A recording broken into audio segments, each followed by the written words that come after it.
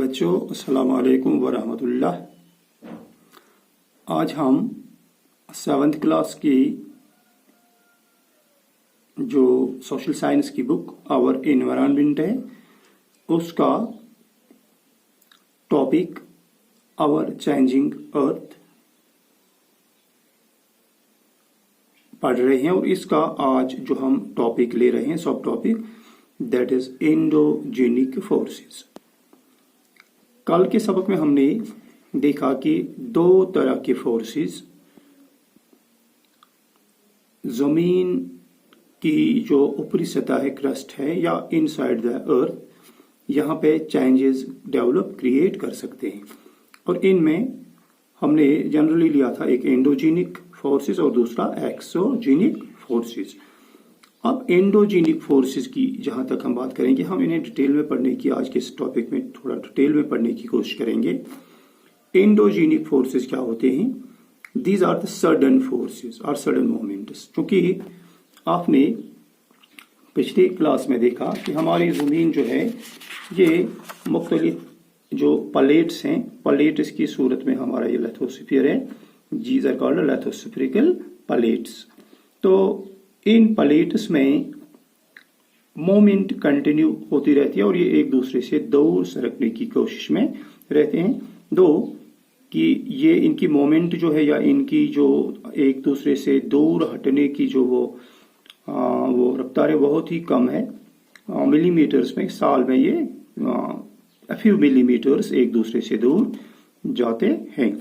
तो ये प्लेट्स जो हैं, ये प्लेट्स हमेशा इस जमीन के अंदर मोमेंट में रहते हैं और कभी कभी ये मोमेंट जो है ये सडन फोर्सेस यानी अचानक बहुत बड़ा फोर्स डेवलप करता है और कभी कभी ये मोमेंट बहुत स्लो मोमेंट हुआ करती है। अब जो सडन मोमेंट्स हैं, इन सडन मोमेंट से क्या कुछ होता है, इससे जो तब्दीलियां आती हैं इनमें सबसे अहम चीज जो है दैट्स अर्थक्वेक एंड जिन्हें हम वॉल्केनोज कहते हैं।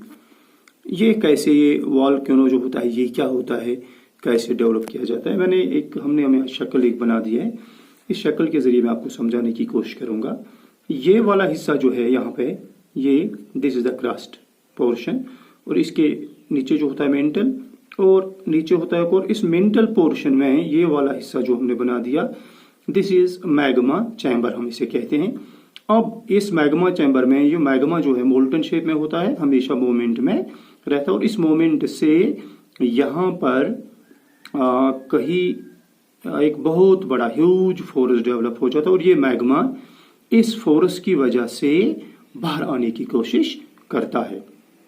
तो इससे क्या होता है, क्योंकि जमीन जो होती है हमारी सतह, ये जमीन लिथोस्फीयर ये प्लेट से बनी होती है और ये प्लेट्स में कहीं पे एक होल सा क्रिएट करता है, एक ओपनिंग सी बन जाती है और इस ओपनिंग के जरिए क्या होता है कि गैसेस बाहर आ जाते हैं और इस गैसेस के साथ साथ जो ये वेव्स यहाँ पर होती हैं जिन्हें हम वेंट कहते हैं या ओपनिंग्स कहते हैं, या अचानक ये ओपनिंग हो जाती है यहाँ पे और ये लावा जो होता है ये बाहर चला आता है।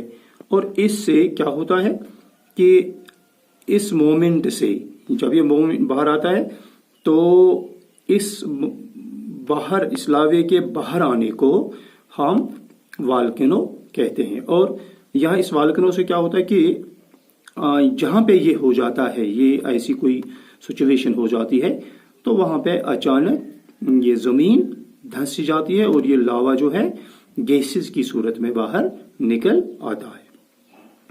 अब इसके बाद जो दूसरा हिस्सा है, दूसरा चीज जो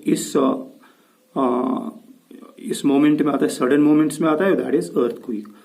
अर्थक्वेक क्या होता है, जो हमारी ये जमीन है, चूंकि आपको मालूम है कि ये प्लेट से बनते हैं और मान लेते हैं ये प्लेट है, एक प्लेट, तो यहां से ये वाली जगह जो है यहां पर फोकस है इसका, मोमेंट जो होता है इन प्लेट्स की हो जाती है, इन प्लेट्स की मोमेंट से पूरी जमीन जो होती है अंदर से वाइब्रेट करती है, हिल जाती है। लिथोस्फेरिकल प्लेट्स की जो मोमेंट यहां हो जाती है, इस मोमेंट से जो वाइब्रेशंस पाए जाते हैं और ये वाइब्रेशंस जो होती हैं इन्हीं वाइब्रेशंस को अर्थक्वेक्स कहते हैं। अब इस अर्थक्वेक में क्या क्या होता है, यहाँ पर इस अर्थक्वेक में मैं शक्ल के जरिए आपको समझाने की कोशिश करूंगा। ये वो जगह है जहां पे ये प्लेट से वाइब्रेशन शुरू हो जाती है और इसे हम फोकस ऑफ द अर्थक्वेक कहते हैं, यानी यहां से ये शुरू हो जाता है।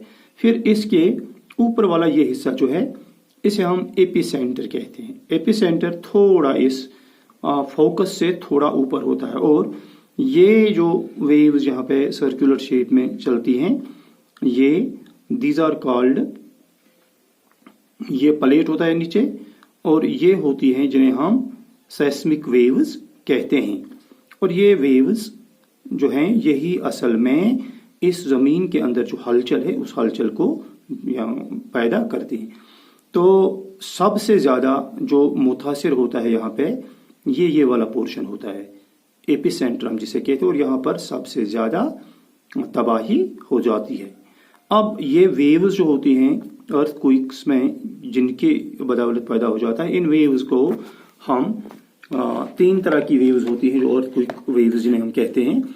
एक है पी वेव और जिसे हम लॉन्गिट्यूडनल वेव कहते हैं, और दूसरी है एस वेव जिसे हम ट्रांसवर्सल वेव कहते हैं। अगर आपने वो फिजिक्स का टॉपिक मोशन पढ़ा होगा, वेव्स पढ़ा होगा, तो वहां पर हम फिजिक्स में लॉन्गिट्यूडनल वेव्स उन वेव्स को कहते हैं जिनकी वेव्स जो एक दूसरे के पैरेलल चलती हैं। तो और ट्रांसवर्स में इसमें क्या होता है, इसमें अप और डाउन थोड़ा ट्रांसवर्स से चिप ऊपर से क्रस्ट बनता है, ड्रॉप बनता है, तो ये अलग टॉपिक है। और आईसी वेव्स और एक तीसरी किस्म की वेव यहाँ होती है जिन्हें एल वेव्स कहते हैं या सरफेस वेव्स, जो सरफेस पे ही इधर उधर चलती रहती हैं। अब मामला है कि ये वेव्स जो हैं या ये जो अर्थक्वेक है इसके जिस तरह बाकी मशीन्स होती हैं देखने के लिए, कुछ चीज चेक करने के लिए, तो यहाँ पे अर्थक्वेक मेजरमेंट के लिए जो इंस्ट्रूमेंट है इसे सिस्मोग्राफी कहते हैं। और इसमें एक स्केल लगी होती है जिसे हम रेक्टर स्केल कहते हैं, और इस रेक्टर स्केल पे हमें किसी जगह जो अर्थक्वेक होता है इस अर्थक्वेक का अंदाजा हो जाता है कि ये अर्थक्वेक कितना शदीद है। तो 7.0 से रेक्टर स्केल पे जो ऊपर के जो जलजले आते हैं ये काफी खतरनाक जलजले होते हैं और इससे नीचे इनकी इंटेंसिटी कम होती जा रही है। तो आमतौर पे जो होते हैं वो नॉर्मल 2.0 से लेके यहाँ तक 2.0 तक ये तो नॉर्मल ही होते हैं, इनसे ज्यादा नुकसान नहीं हो जाता है और कहीं कुछ नुकसान नहीं हो जाता। लेकिन जो 2 से लेके 4 तक होते हैं, 5 तक होते हैं, यहाँ डैमेज हो जाता है। फिर 6 वाला यहाँ भी डैमेज होता है और 7 जो होता है ये मोस्ट डिस्ट्रक्टिव होता है। यहाँ पे ये होगा तो वहां पे काफी तबाही मच जाती है।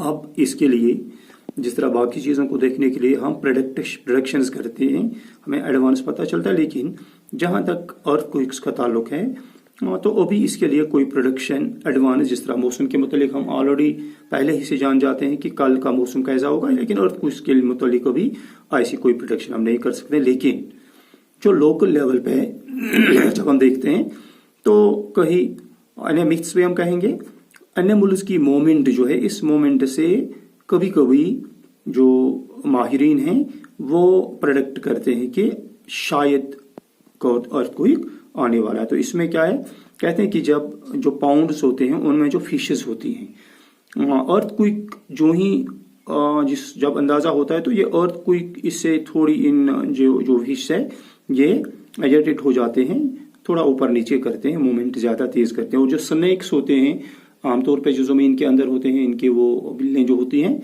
तो ये बाहर आ जाते हैं। दीज आर द ये लोकल लेवल पे जो प्रोडक्शन है, बट साइंटिफिकली ये अभी इसके प्रोडक्शन के बारे में अभी कोई ठोस चीज सामने नहीं आई है। अब इन अर्थक्वेक चूंकि ये हमारी जिंदगी के साथ लगे ही रहते हैं या होते रहते हैं, तो हम यहाँ पर देखेंगे कि सेफ स्पॉट कौन सा है। अगर कहीं खुदा न ख्वास्ता हम मकान के अंदर हैं या कहीं और जगह पे हैं तो अचानक ये अर्थक्वेक आ गया, तो यहाँ से हमें ज्यादा भागने की कोशिश नहीं करनी चाहिए। अगर मौका मिला तो हम बाहर निकल सकते हैं, लेकिन अगर आपको लगे कि अर्थक्वेक इतना शदीद है कि हमारा चलना मुश्किल है, तो यहाँ पर हमारे लिए सेफ स्पॉट अपने मकान में कौन सा होगा। किचन के जो काउंटर्स होते हैं, किचन शेड में जो काउंटर्स होते हैं, उन काउंटर्स के नीचे हम अपने आप को छुपा सकते हैं, या टेबल और डेस्क जो होगा इसके नीचे हम बैठ सकते हैं, या जो हमारा रूम होगा जिसमें हम बैठते हैं उसका जो कॉर्नर बनता है, दो दीवारों के दरमियान जो जगह होती है जहां पे वो मिलती है, वो कॉर्नर सेफ माना जाता है। क्योंकि अगर खुदा न ख्वास्ता शिद्दत ज्यादा होगी तो ये वाला कोना जो होता है, यहाँ चूंकि दो दीवारें मिलती हैं तो यहाँ पे थोड़ी बहुत सेफ्टी बन जाती है।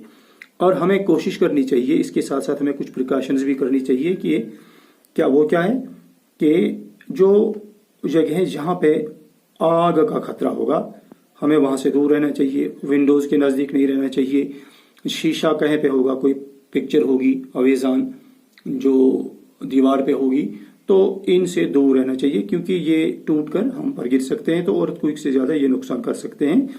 तो अब हमारी इसके लिए जिम्मेदारी क्या है कि हमें अपने इर्द गिर्द, अपने दोस्तों में, अपने घर में इस चीज की अवेयरनेस पैदा करनी होगी, तब जाके ही हम ऐसे हालात में अपने आप को, अपने परिवार को, अपने दोस्तों को और अपने बाकी साथियों को महफूज रख सकते हैं।